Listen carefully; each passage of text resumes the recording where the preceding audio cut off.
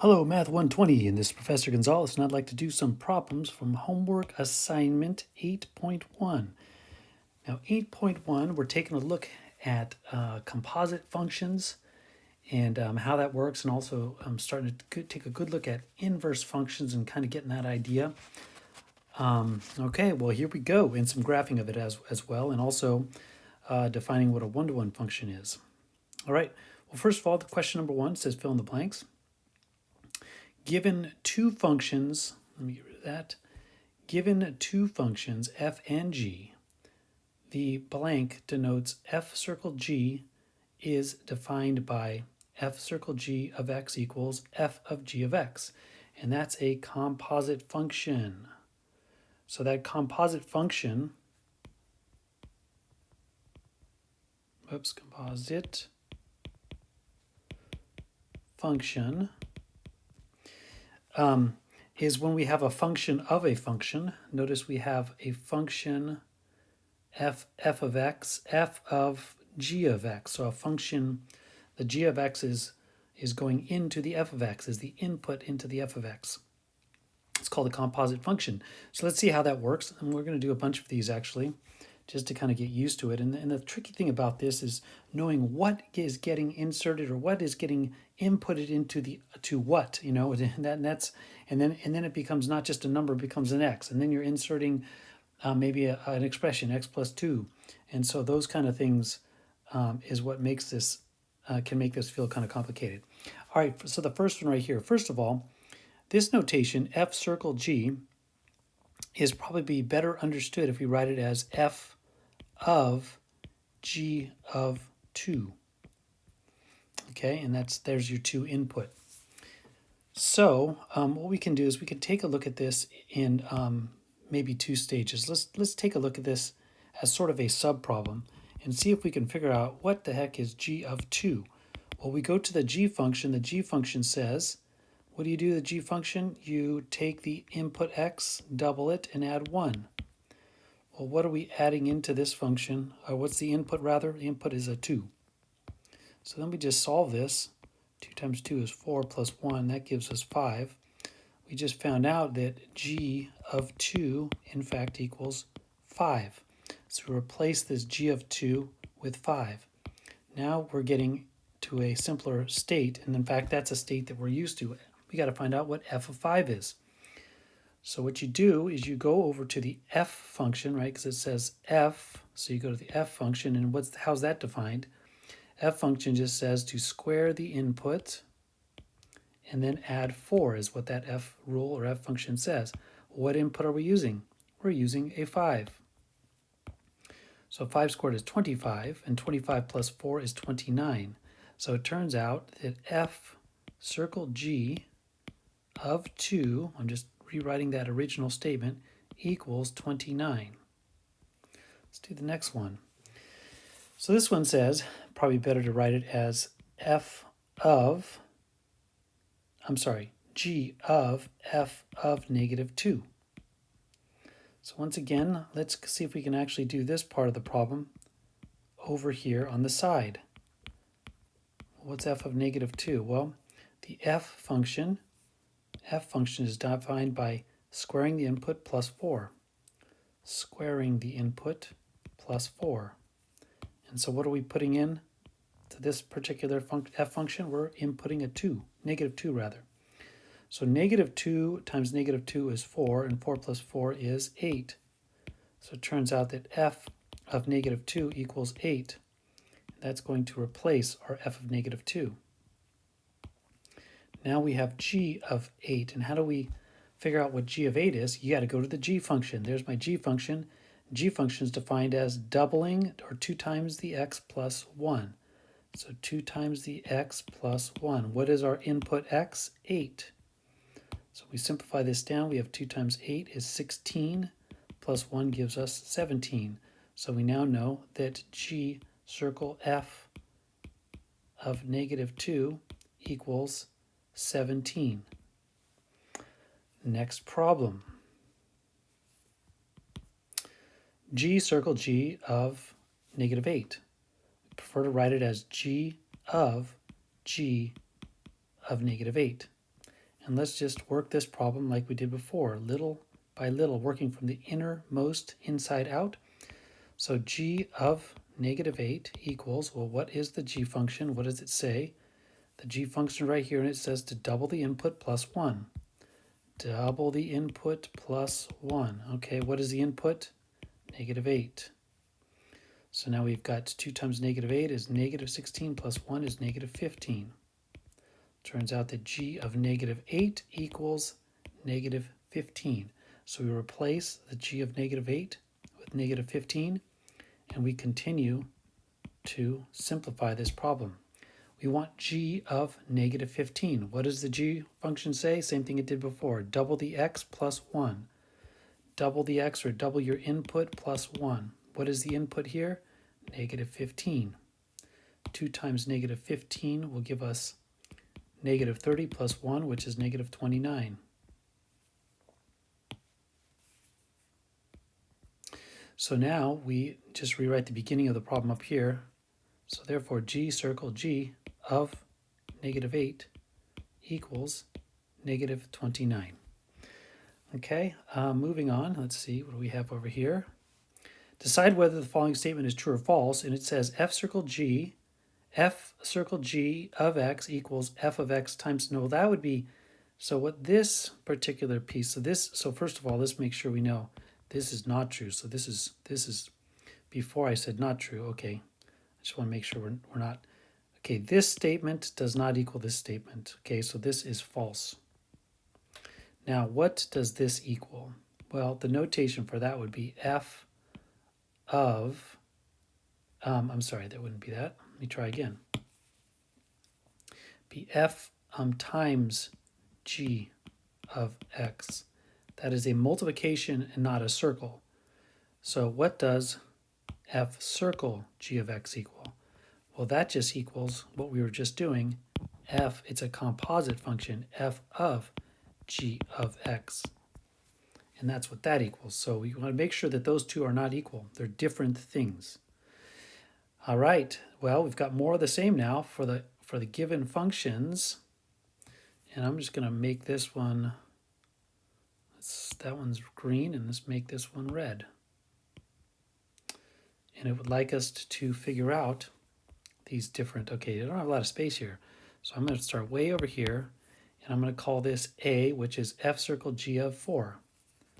F circle g of 4. And we know f circle g of 4 equals f of g of 4. Well, just like we're doing before, I think we're going to do this. We'll do this in purple now.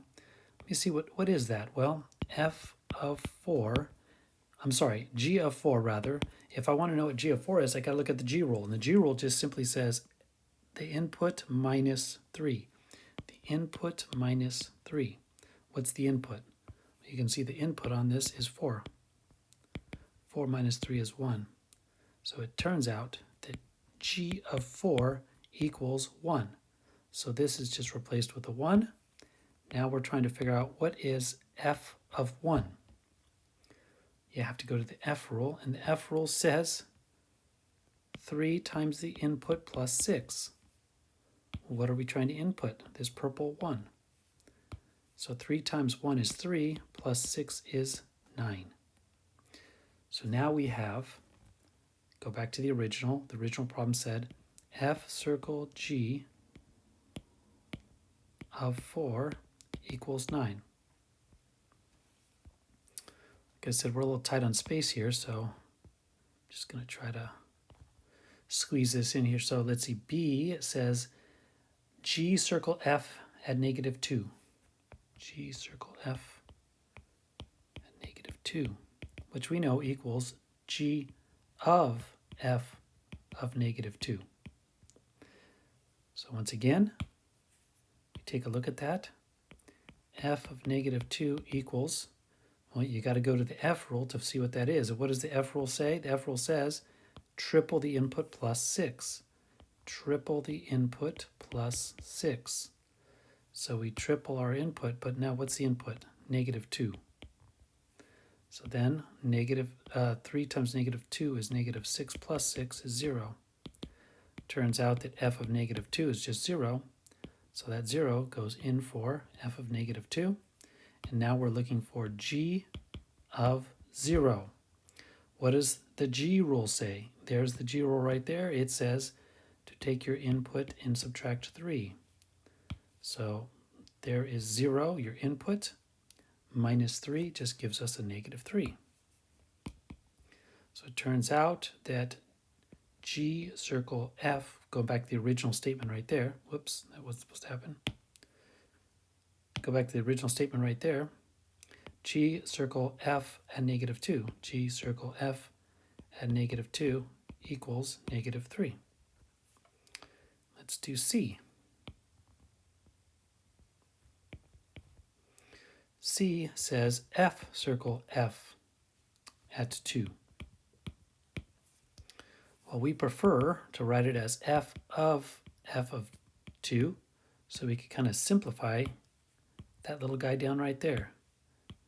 We want to know, evaluate what is f at 2.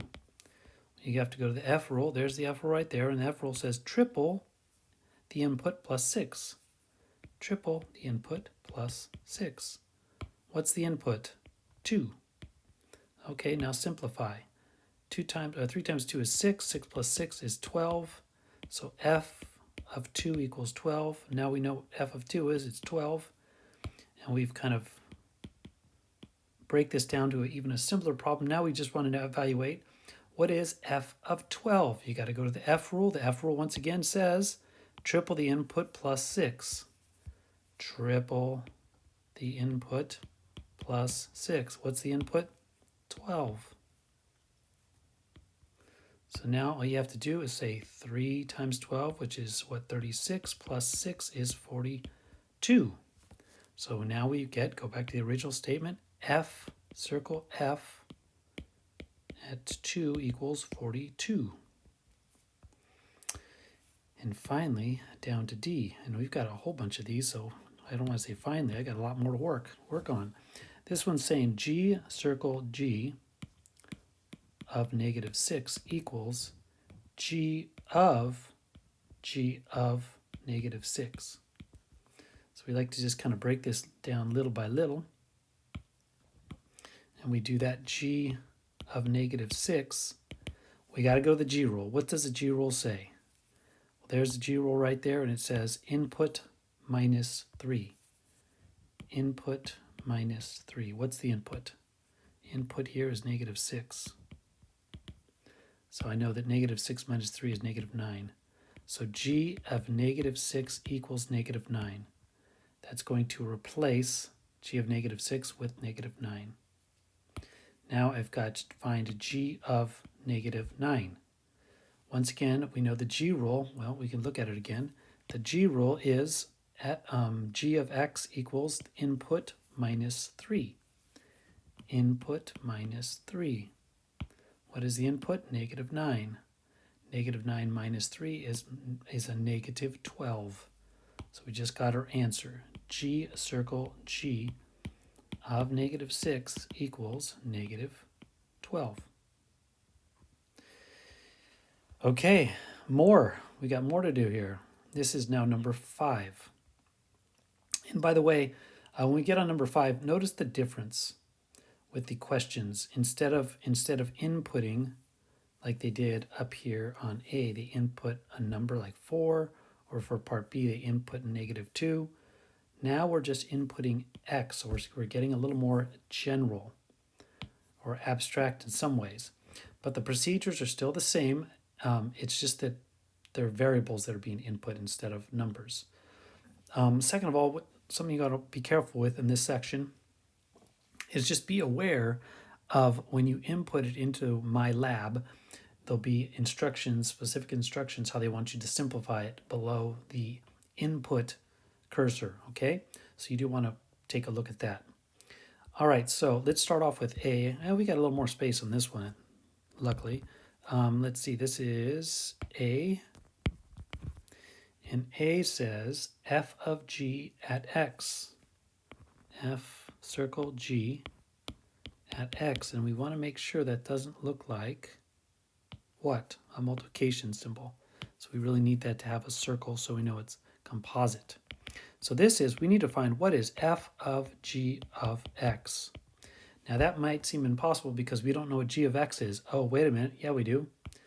We know that g of x is just 2x, don't we? Let's see. We know that g of x is just 2x. So I can replace g of x with 2x. Actually, this might be easier than the last problem. Now, I need to know what is f of 2x. Well, anytime you have to simplify an f function, you got to look at the f rule. And the f rule says the input plus 5. The input plus 5. Here's the tricky part. What's the input? We're looking for f of 2x. The input is 2x. And we're done. Because those are unlike terms, right? Those are not going to combine. So we've got 2x plus 5 is the answer. Let's go back to the original question. What was it? It was f circle g of x equals. So a composite function gives us a new function, which is just 2x plus 5. Part B. Part B says g circle f of x.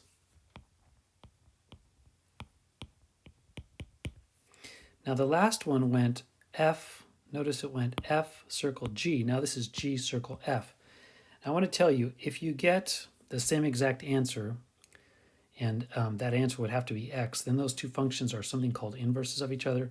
But that's not going to happen because, first of all, we got over here, we got 2x plus 5. I'm going to have to give you more details on what I just said about inverse functions. So we'll get way more into that. Anyhow, let's just do this. So now this is going to be, we want g circle f of x. So that's going to be g of f of x. Do we know what f of x equals? And the answer is, of course we do. There's f of x, it's given to us. It says that just equals. It says f of x equals x plus 5. So we just make that substitution. Now we're looking for g of x plus 5. Well, if you ever want to evaluate anything with a g, you got to go with the g rule. And the g rule just says double the input. Double the input. What's the input? Well, the input's something weird, right? The input is x plus 5. But you got to follow the rules. You got to double the input. I believe, yeah, in my lab it says to simplify it, so you just distribute 2x plus 10, and your answer is g circle f of x equals 2x plus 10.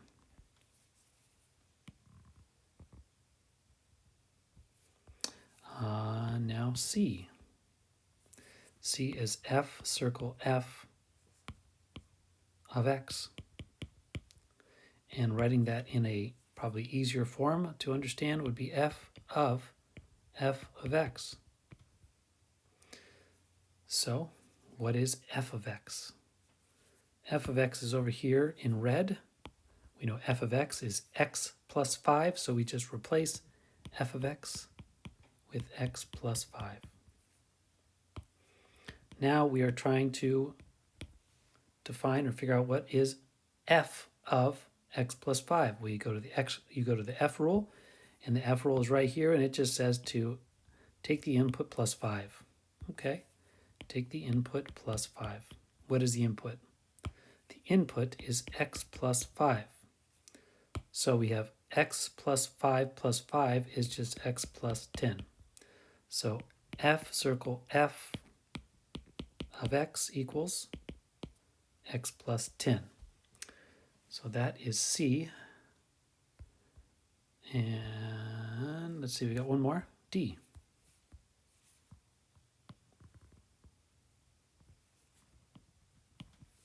So D is g circle g of x, which we know is just g of x. And working from the inside out, do we know what g of x is? And there it is defined in green. G of x equals 2x. So g of x literally equals 2x. Now we've got to figure out what is g of 2x. Once again, go to the g rule, which just says, once again, says double the input. It says double the input. What's the input? The input's 2x. What's 2 times 2x? That's 4x. You're done. G circle G of x equals 4x.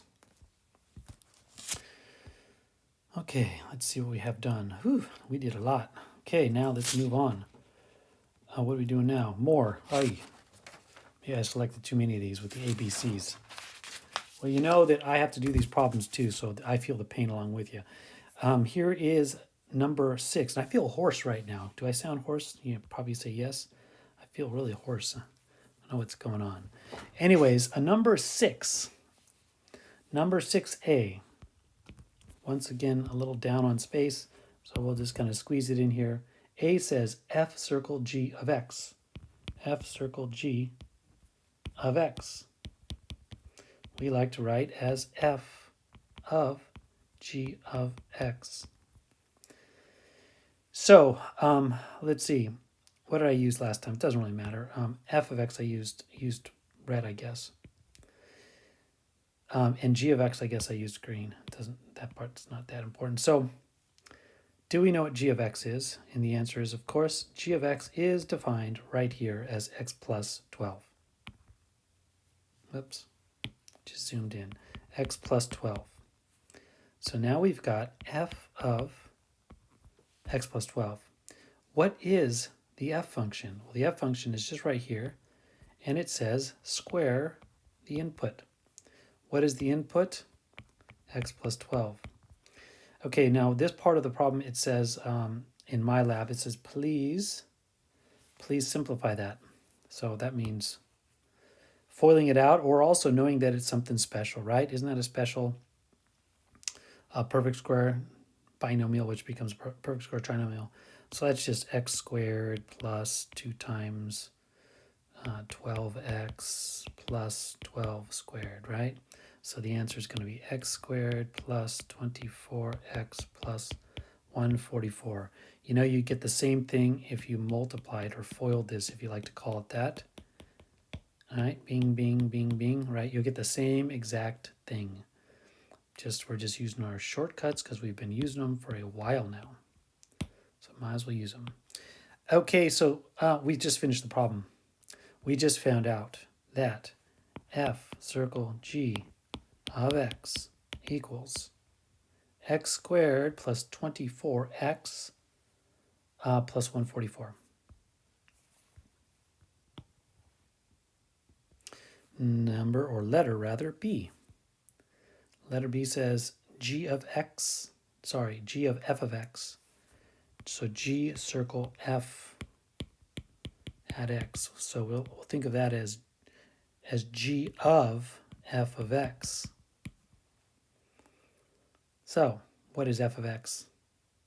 Well, f of x still is the one in red. So we replace, my sleeve is moving this thing, replace f of x with what it's defined as is x squared.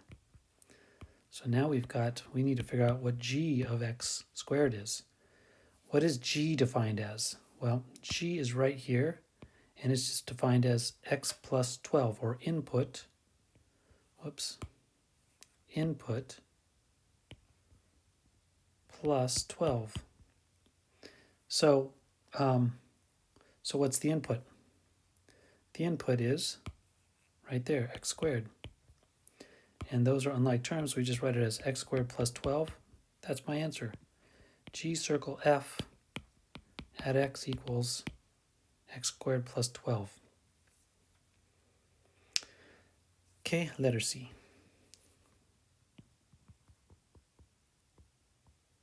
That was supposed to snap too. Maybe that's off. Somehow I bumped it. Okay, well, letter C is what we're on now, right? B, letter C. Letter C just says f circle f at x. So we like to think of that as f of x. Do we know what f of x is?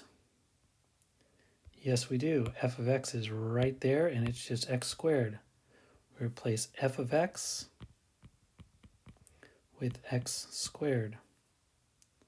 Now we're asked or tasked to figure out what is f of x squared. Once again, go back to that f rule. There it is again. The f rule is just simply, I need to do this so I can show, the f rule is simply square the input. Square the input. What's the input? X squared. So a power raised to a power, what do? You multiply x to the fourth, and that is your final answer. So we have f, this is supposed to be in parentheses by the way, f, circle f of x equals x to the fourth. And let me make sure that doesn't look like a multiplication, it's a circle. D.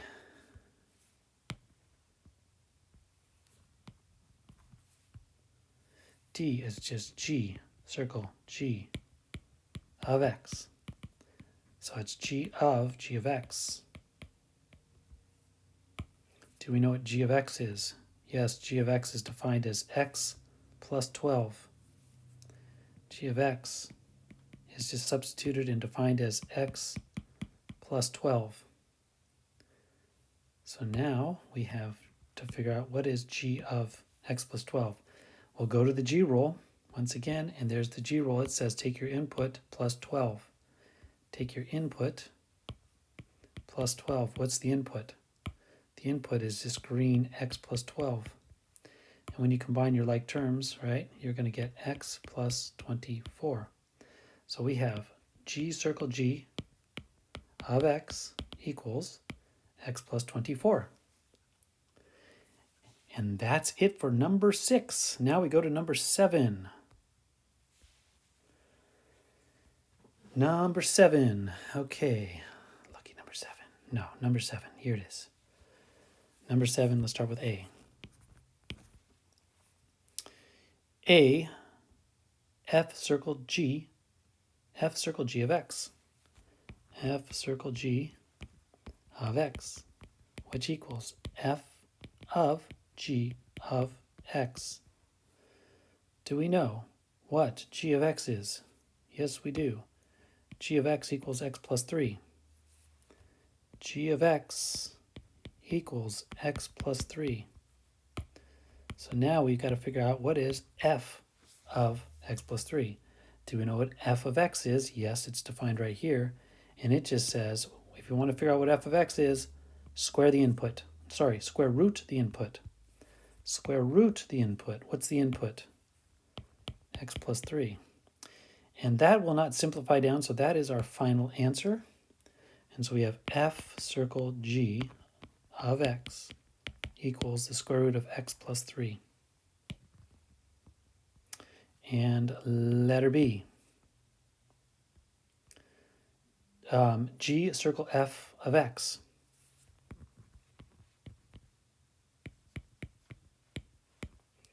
Which we prefer to write as g of f of x. Do we know what f of x is? Yes, we do. F of x is defined as the square root of x. So now we've got to figure out what is g of the square root of x. Well, the g function right here says take the input and add 3. Take the input and add 3. What's the input? This red square root of x. Those are unlike terms, unlike radicals, unlike whatever you want to call them. Unlike terms is probably good enough. And so they will not add together, so we just leave them simplified that way. And we say g circle f at x equals the square root of x plus 3. That's letter B. Then we go to letter C. And letter C is f circle f of g. F circle f at x, rather, right? F circle f at x. Okay, let's write that as f of x. So question, of course, we do have it. What is f of x? F of x is defined as the square root of x.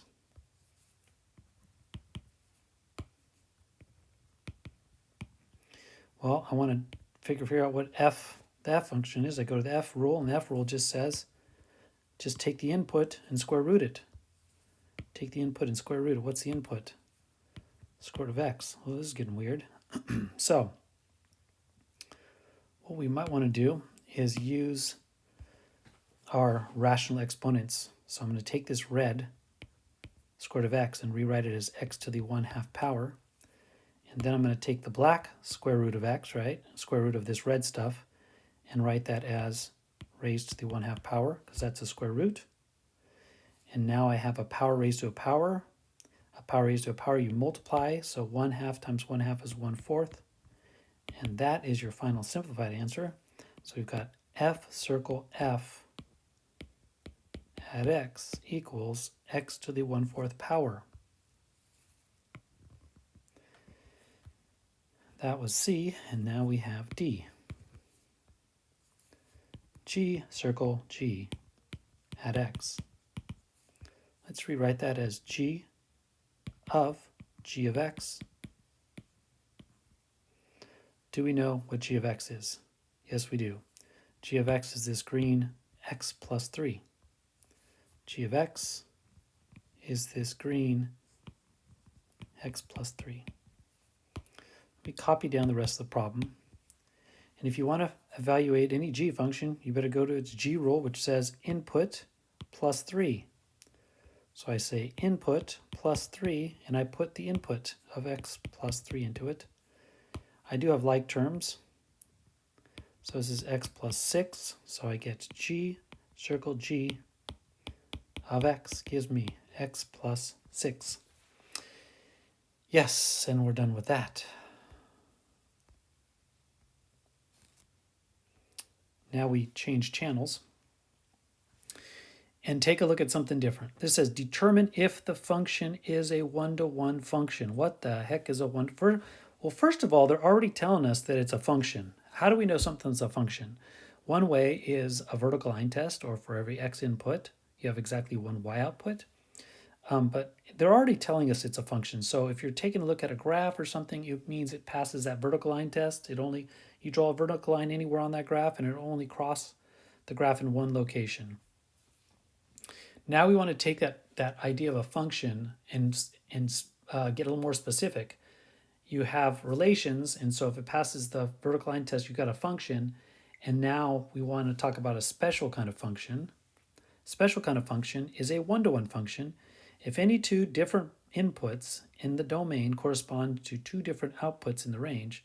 That is, if you have x sub 1 and x sub 2, so two different x inputs, there are two inputs in a function, you put them into f. Turns out when you put them into f, the f of x sub 1, which is a y value, will not equal the f of x sub 2, a different y value. Okay, so essentially what they're saying is if you put in, let's call this one x sub 1, any x value, and you went up to it, right? And the y value of that is, so remember function notation, the y value is f of x sub 1. That is the y value. Basically saying, so now if I put in another, oops, that just took off on me. So if I put in, it doesn't have to be negative, I put in another x input like x sub 2.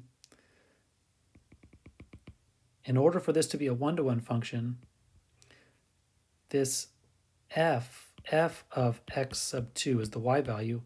It better not be on the same level as this one, right?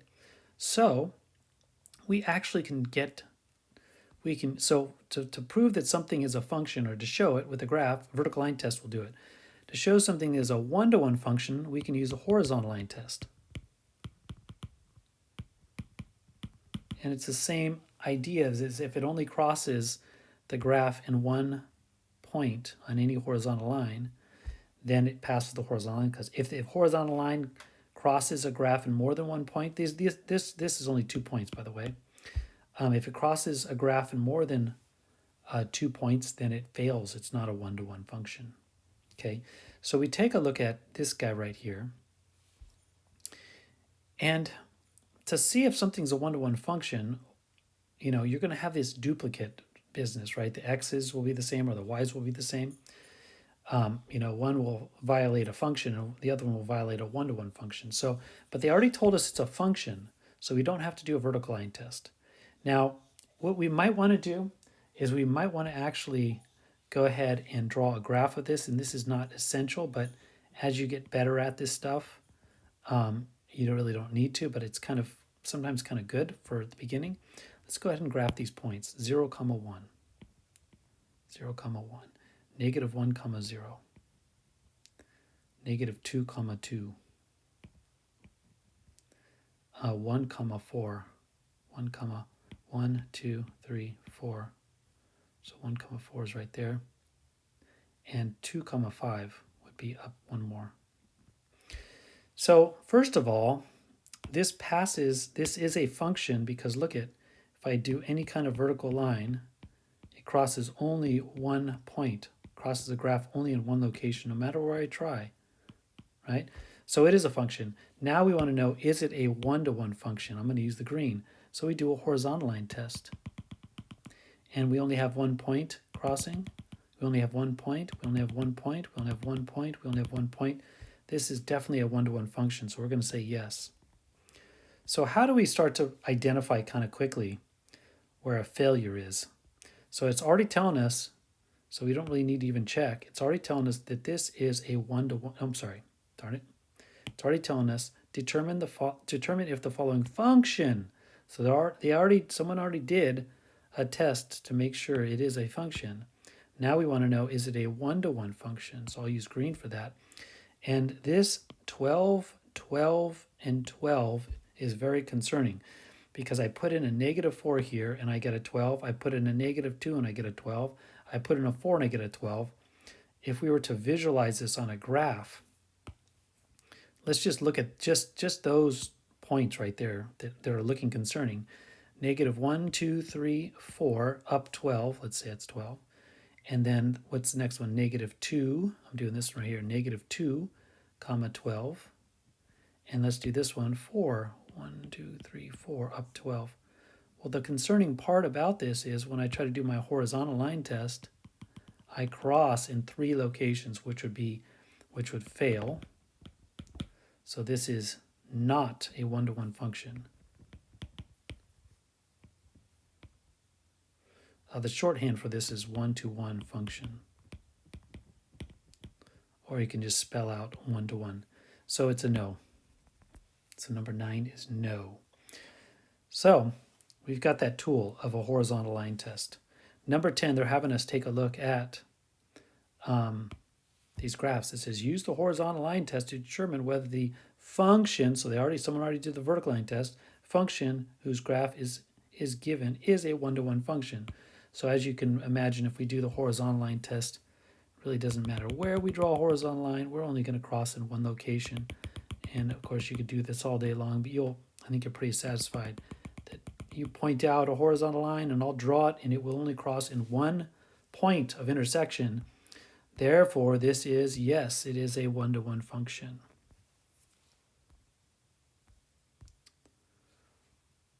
Okay, let's see. Oh, well, you can see pretty quick. They already told us it's a function, but is it a one-to-one? Do the horizontal line. So, of course, you do the horizontal line test right here, and it only crosses to 1 point, but it has to work for all horizontal lines. So, of course, you grab a horizontal line right there, and it's crossing in 2 locations. So, therefore, whoops, okay. So, therefore, this is not a, I'll write it out this time, 1-to-1 function. So that would be a no.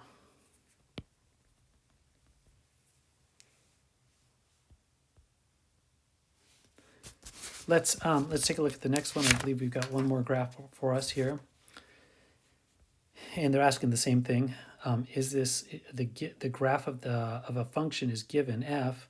Use a horizontal line test to determine. Well, if you do a horizontal line test, wherever you try, you point a place, and I'll do my horizontal line. And when I do a horizontal line, it only crosses in one location per test. So therefore, This is yes, it is a one-to-one function. So the thing about one-to-one functions is if you're trying to find their inverse, so for a function to have an inverse, it has to be one-to-one. And I think I'll get to that in a minute when we get some graphs. But another thing about an inverse graph that's really interesting is that, so let's do this. So remember the domain? Domain is just all the x values. And remember the range? Range is all the y values.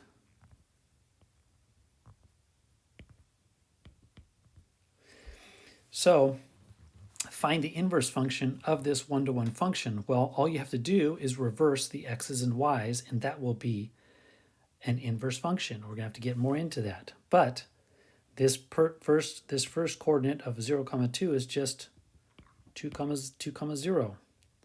So let's see. So in fact, all my y values become my x values. So let me see if I can do that since I don't want to change colors every time. So I've got 2, 9, 1, and 5. That's my range on the original problem.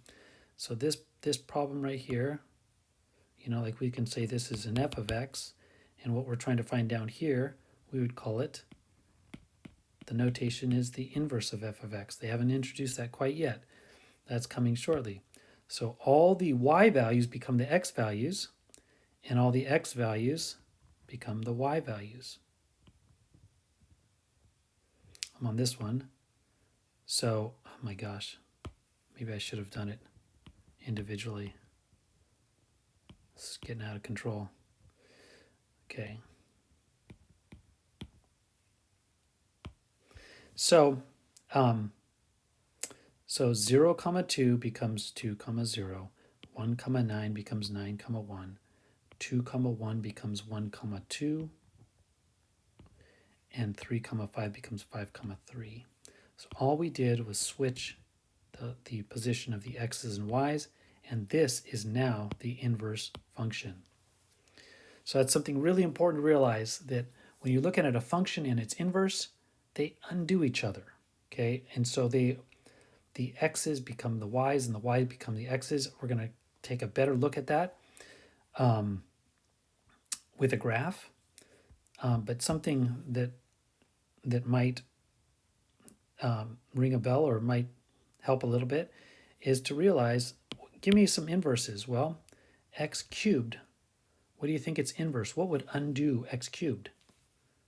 Well, its inverse would be cube root would undo it, right? So those guys are inverses of each other. We have inverse operations, addition and subtraction, multiplication, division. We have, so if you're adding something, then if you subtract it, that would be the inverse of it, right? And we'll see that with some problems coming up. Let's see what we have here. Okay, with a graph. Now let me tell you something. With inverse functions, the inverse functions are always reflected about this y equals x line. And I want to make sure that this is just going to be a dotted line. Might have did that a little too much. Anyways, yeah, it's okay. So that's a dotted line, and what's the name of that line? That is y equals x. So the thing about this is, when y equals x, you get this diagonal 45-degree line here. But the interesting thing, what did I say about a function and its inverse function? I said all you have to do is reverse the x's and y's. So if I want to see what that point translates to, well, visually you could actually see that it's going to be the same distance across that line of symmetry. But look at what happens with that point. This was 3, 4, and now it is 4, 3, right? Same thing here. Here's my line of symmetry, so I'm about a half of a diagonal and another half a diagonal, so that's got to be right there. And by the way, this point up here, it's not easy to see, but it's 0, 1. So if I switch the x's and y's, I get 1, 0, That's exactly what that point is. Notice this point is negative 2 comma 0. So if I switch them, 0 comma negative 2 puts me right there. 0 comma negative 2. And also you can see that that's nice equidistant. There's a diagonal and another diagonal. So these distances are the same. And finally, this point up here, which is unfortunately in my way, negative 4 comma negative 3. If we want to find its inverse quickly, we just reverse and we go to negative 3 down negative 4, which is right here. Negative 3, negative 3 comma negative 4. And once again, that is just exactly equidistant across that line of symmetry. In fact, if this was a sheet of paper and we folded it along the line of symmetry, we would then get its symmetrical inverse graph, which looks like this. Didn't snap. Sometimes it won't snap, and I'm not sure why. Oh, there it goes. And then the last one. And notice that should be perfectly symmetrical. And it does. It looks pretty good. Okay, so now let's move on. So the moral of that story is, when you're looking at a function and its inverse function, to see its inverse function, all you have to do is reverse the x and y's, and that is also a reflection about the y equals x line. It's nice and symmetric about that y equals x line. Also, by the way, we can say the domain of the blue function now becomes the range of the red function. And the range of the blue function now becomes the domain of the red function. So domain and ranges switch because all of the x's and y's switch. And domain is the set of all x's and range is the set of all y's. Let's see this one. Well, I could do it pretty quick by just reversing my x's and y's.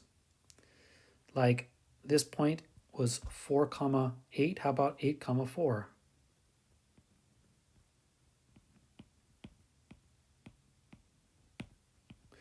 And this point was 3 comma 4. How about 4 comma 3? Space-wise, this is getting a little tight here. So I think that's the last one I'll label. 2 comma 2, well, that stays. You switch them, you still got 2 comma 2. 1 comma 1, that stays. Well, this one over here was negative 1 1/4. So now switch it, and I go 1, here's half, here's 1/4, negative 1.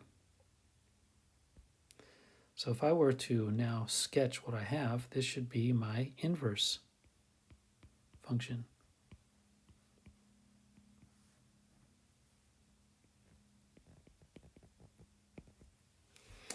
Okay, and once again, that better be a nice perfect reflection about my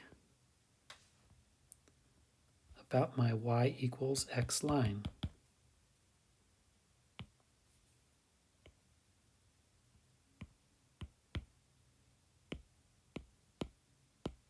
Okay, and there it is.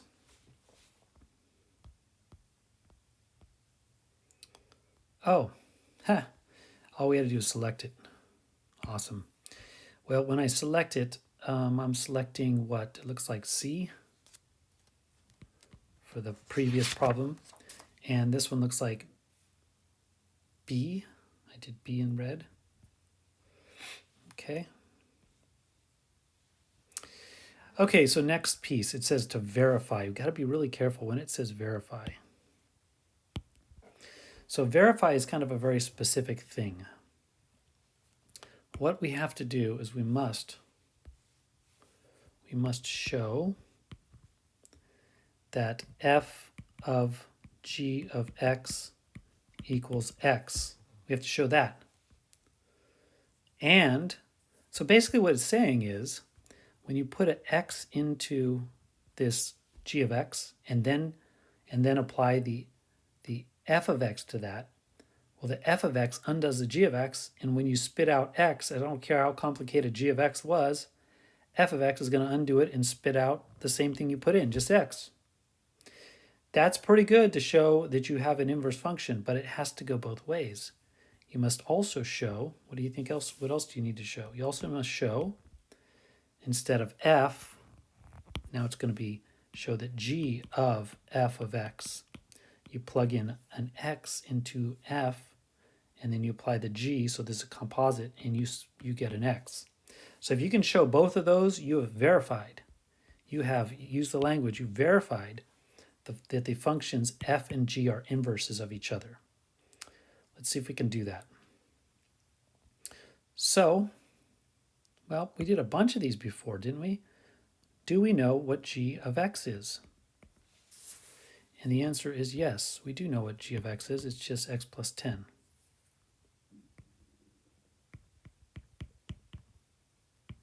Okay, so now we're trying to define what is f of x plus 10. Well, do we know what f is? Yeah, we do know what f is. It's defined right here. And it says right there, it says that f, all you have to do is take the input minus 10. So take the input minus 10. What is the input of this f of x? The input is this green x plus 10. Now we're going to have 10 minus 10, which is 0, of course, which leaves us with x.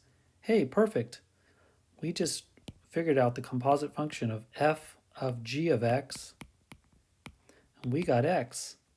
Check, we're halfway there. Now we have to show the other way.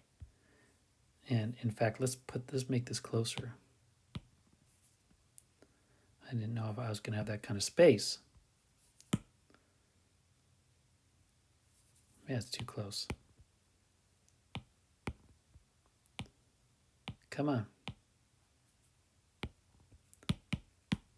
Oh my goodness. Now I'm really running into trouble here. Gosh darn it. Okay.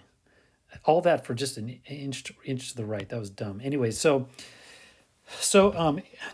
we did f of g of x. Now this is g of f of x.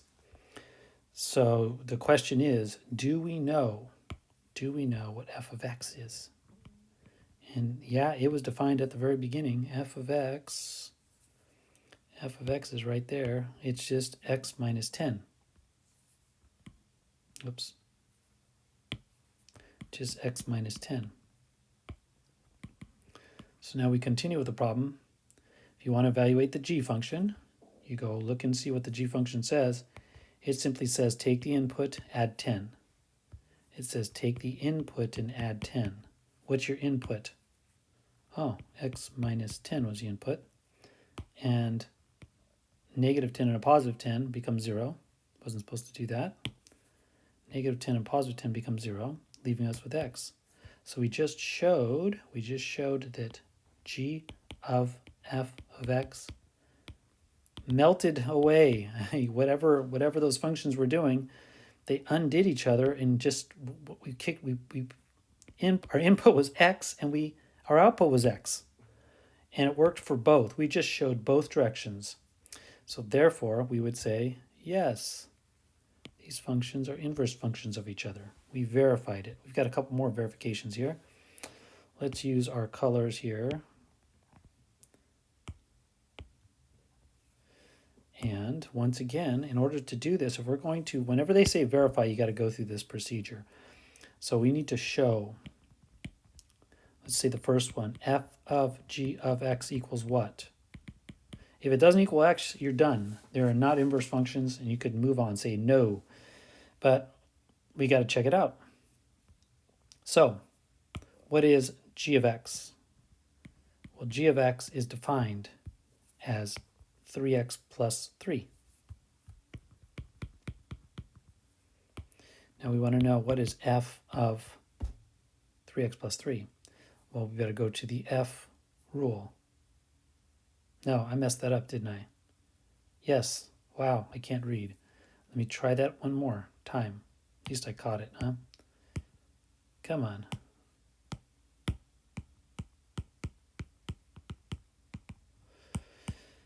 Okay, let's try again.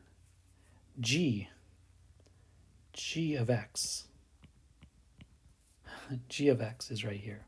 G of x is a little more complicated. G of x is this x minus 3 over 3. So now fractions, of course, everybody's favorite. So now we want f of x, or f of x minus 3 over 3.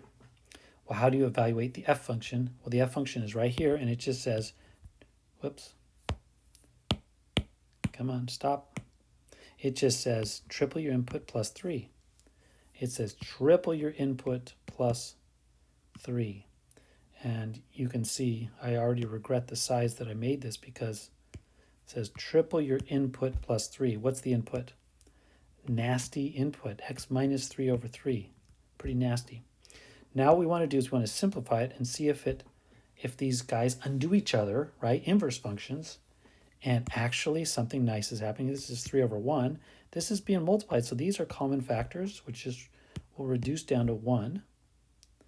And that leaves me with x minus 3 on top plus 3. Of course, negative 3 plus 3 is 0. And in fact, we did it. We just showed that f of g of x equals x. Check. Halfway there. Now we must show that g of f of x in fact equals x.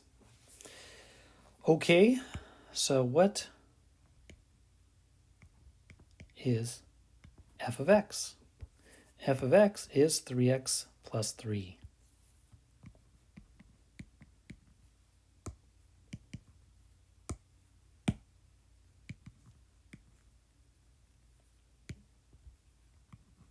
I'm going to put a line there because we're trying to show that, right? We're trying to show that. That's not. So I've got g of 3x plus 3. How do I evaluate any g function? I go to the g rule, and it is pretty nasty looking. It's pretty nasty looking. It's saying take my input minus 3 all divided by 3. Take my input minus 3 all divided by 3. That's what the g rule is saying. And what's the input? The input is 3x plus 3. So before everybody starts freaking out, let's just see if we have some like terms. And these parentheses are just here to see my input, but you can actually get rid of them. Because why can you get rid of them? Because there's, plus a positive 1 multiplied in the front, if you will. I mean, if it happened to be a negative there, that would change it. But since you don't see anything there, it's just a positive 1. And so in that case, you don't need those parentheses. And so you can see what's going to happen is we've got a negative 3 and a positive 3, which will zero out, leaving me with 3x over 3. And of course, you know that that's going to reduce nicely down to x. And we just showed that g of f of x equals x, which verifies the problem that yes, these guys are inverse functions of each other. More verification. So we'll go ahead and make that red, and we'll make that green. By the way, can you see how how inverse what's going on here? Look at the green. The green f of x. What's happening now? Remember order of operations. What happens first? Well, you're multiplying x times 3. That happens first. And then secondarily, order of operations, you're adding 3. Now, we have to do this in reverse order for it to be an inverse. So look at the red. What happens first? So what happened last on the green? You added 3. What has to happen first on the red? Subtract 3. And then finally divide by 3. Let me say it again. The green, first what happened was multiply by 3, add 3. Go in reverse. Subtract 3, divide by 3, right? So everything had to be done in reverse and also using inverse operations. Instead of plus, we use minus. Instead of multiplication, we use division. You could see it, right? You really can see that. Most people can start to see that. That one's really too obvious. But some of them get a little bit harder to see, like this one. Maybe you can see it, right? Cube rooting in cubes, and I see a plus 10 and a minus 10. You can kind of see it. All right, let's go through and do our verification. So remember, verification, first of all, is very formal thing, very formal thing we must show. We must show two things. We must show that f of g of x equals x, and we also must show the other way, g of x. So let's start with this one. And it looks like my g is green, so g of x is green. So I'm going to replace my green g of x with x cubed minus 10. Now, you all know if you want to figure out what f of x is, you got to go to the f function, and there it is right there. And what's happening here? You have to take your input, add 10, and then cube root it. Take your input, add 10, and then cube root that whole thing. What's the input? Green x cubed minus 10 is the input. So now we go to simplify this, and we have a negative 10 plus 10 is 0. Leave me with x cubed.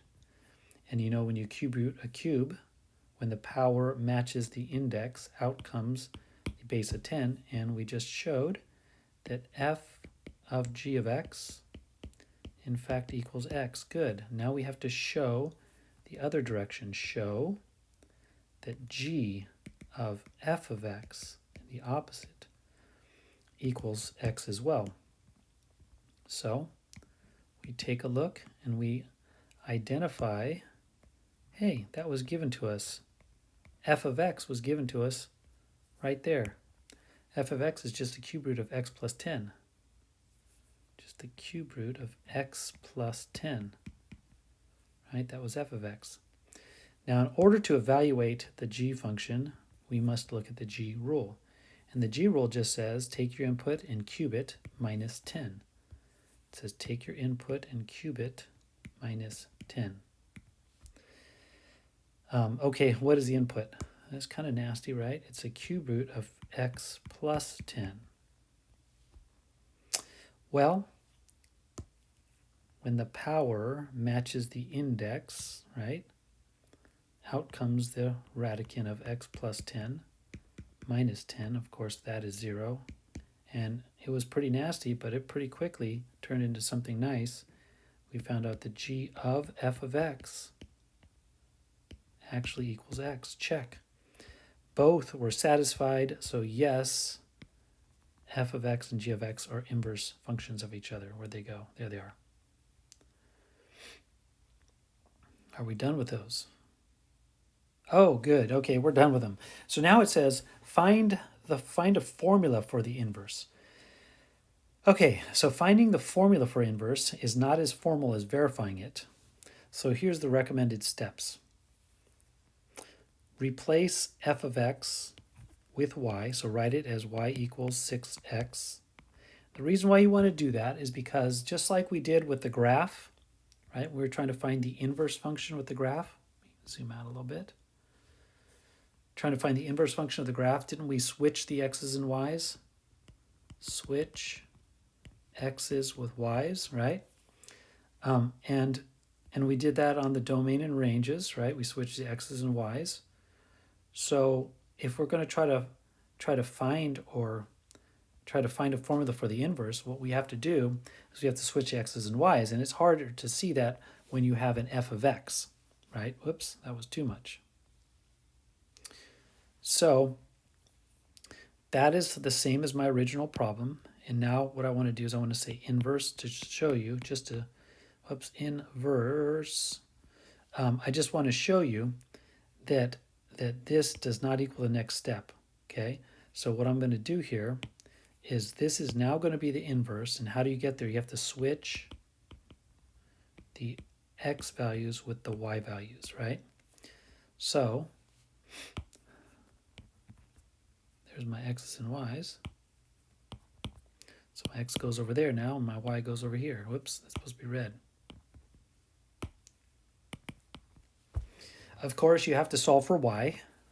So you divide by 6 on both sides, since those are being multiplied. And you get y equals x over 6. And that is your inverse function. Now let's write it as the inverse using the proper notation. Look at that notation there. That notation right there is called inverse notation. It does not mean a negative first power, so be very careful. Remember that x to the negative first equals 1 over x to the first. This is not the same as that. Let me actually get rid of that right now. This negative exponent does not mean it's 1 over. It just means it's inverse, and sometimes that can get a little bit tricky because it's a negative first, okay? But it means it's inverse. So we just found the inverse. So if f of x equals 6x, its inverse is x over 6. Okay, and you can see, look at f of x, you multiplied by 6, and what do we do with its inverse? We divide by 6, undo it. Okay, another legit way to write that would be 1/6 x, which means the same thing as x over 6. Let's take a look at 20. Once again, we want to replace our function notation with just y, making it easier for us to now inverse, which just means switch the x's with the y's. So now I've got x equals 8y minus 2. Solve for y by adding 2 to both sides. X plus 2 equals 8y. Solve for y by dividing by 8. And y equals x plus 2 over 8. Okay, we just found our inverse function. And here it is. The inverse of h is just x plus 2 over 8. Okay, x plus 2 over 8. So this guy is the inverse from this guy. And you can kind of see it, can't you? Look what the green does. 8, so order of operations, 8 times x and then subtract 2. Well, in reverse, we have to add 2 and then inverse divide by 8 instead of multiply by 8. See the next one. What do we say? Let's simplify that by just using y instead of g of x. Y equals x cubed plus 11. We're going to find its inverse. So how do we do that? Switch the x's with the y's. X equals y cubed plus 11. Solving for y, I subtract 11 off of both sides. X minus 11 equals y cubed. How do I undo a cube?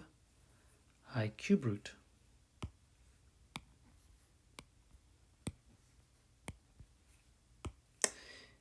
And we get y equals the cube root of x minus 11. And that is my inverse function. The cube root of x minus 11. Once again, you can see how that inverse idea kind of comes about. Look at what happens with the green. The first thing you do is cube it. The second thing you do is add it, or the last thing you do is add 11.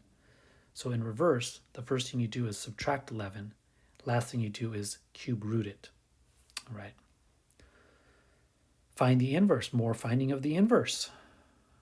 And I don't have a lot of space.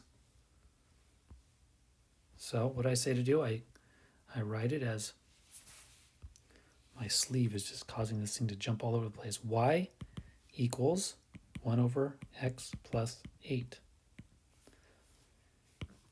We're going to find the inverse.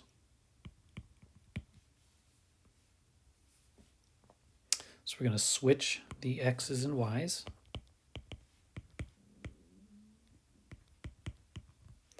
So let's write this over here. And let's write over here, I have more space. Here's what we have. X equals 1 over y plus 8. Now there's a couple different ways to solve this. One way that a lot of students like to do it, I think, is just to write that over 1, and then they think of it like a proportion where you cross multiply. I would not multiply that. I'd keep that separate though, because keep in mind what you're trying to do. You're trying to isolate y, right? We're trying to solve for y. So we would divide by x on both sides. That would give us y plus 8 equals 1 over x. We'd subtract 8 on both sides, which would then give us y equals 1 over x minus 8. That is your inverse function. What was it again? 1 over x minus 8.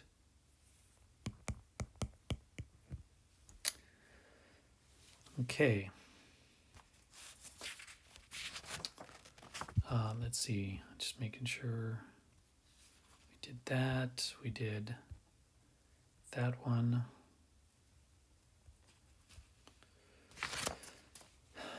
Yeah, I said there were a couple different ways to do that. Another trick, I guess, when you have something like x equals, particularly if you have a fraction and you're trying to solve for the variable in the denominator, what you can do is you actually can, if you flip the fraction on the left and also flip the fraction on the right, you will still get you'll still get the same answer. And since this is all over 1, right, we really don't even need to have it there over 1. And now you can see, oh, what do I have to do? All I have to do is subtract 8 on both sides. And then you get just what we got before, y equals 1 over x minus 8. The same thing we got there. So there's different ways to tackle a problem like that. Okay, we're getting there. Find the inverse function of the given one-to-one function. So here we go again. And so what we're going to do is we're going to rewrite this as y equals the cube root of x minus 7 plus 8. Now make sure that's outside of the square root. So let's go over here where we got a little more space to operate. And now we're going to switch. So this is going to be the inverse. We're going to switch the x's with the y's, which now gives us x equals the cube root of y minus 7, and then on the outside of the square root plus 8. Now we need to solve for y. So of course first we're going to subtract 8. That gives us x minus 8 equals the cube root of y minus 7. We could undo this cube root by cubing. So we cube both sides, and that gives us x minus 8 cubed equals, of course, the cube undoes the cube root, which just gives us y minus 7. And now we're almost there. All we have to do is add 7 to both sides, and we get our answer of x minus 8 cubed plus 7 equals y. And that is our inverse function. All right, let's see. Yep, I put it in like that on MyLab, and it was just fine. You didn't have to multiply it or multiply that out. It's going to be a mess. So its inverse function is the quantity x minus 8 cubed plus 7. Okay. Last two problems.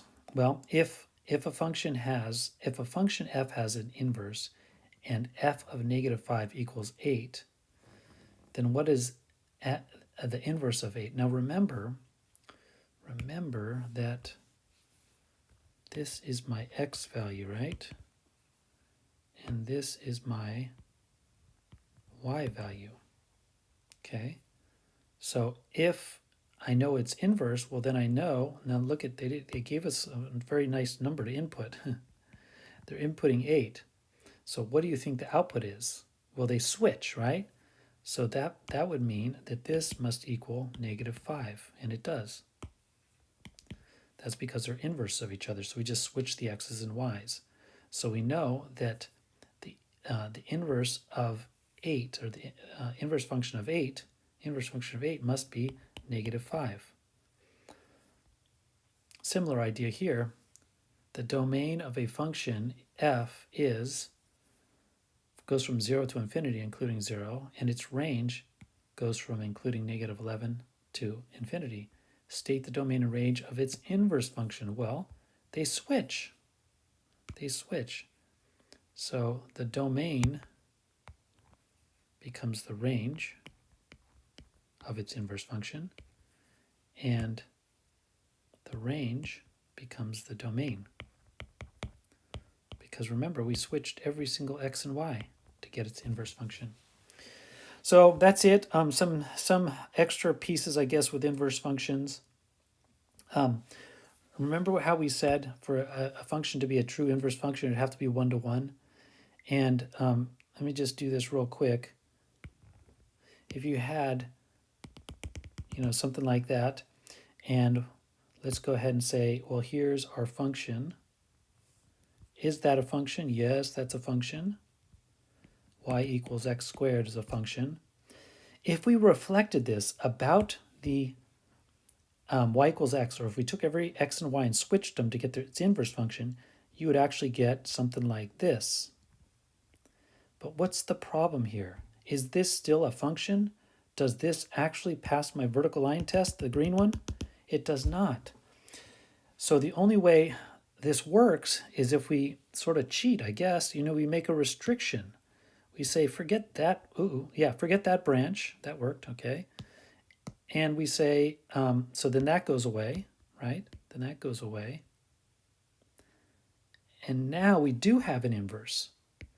So we have an inverse function for the red one is y equals x squared, and the green one is y equals the square root of x.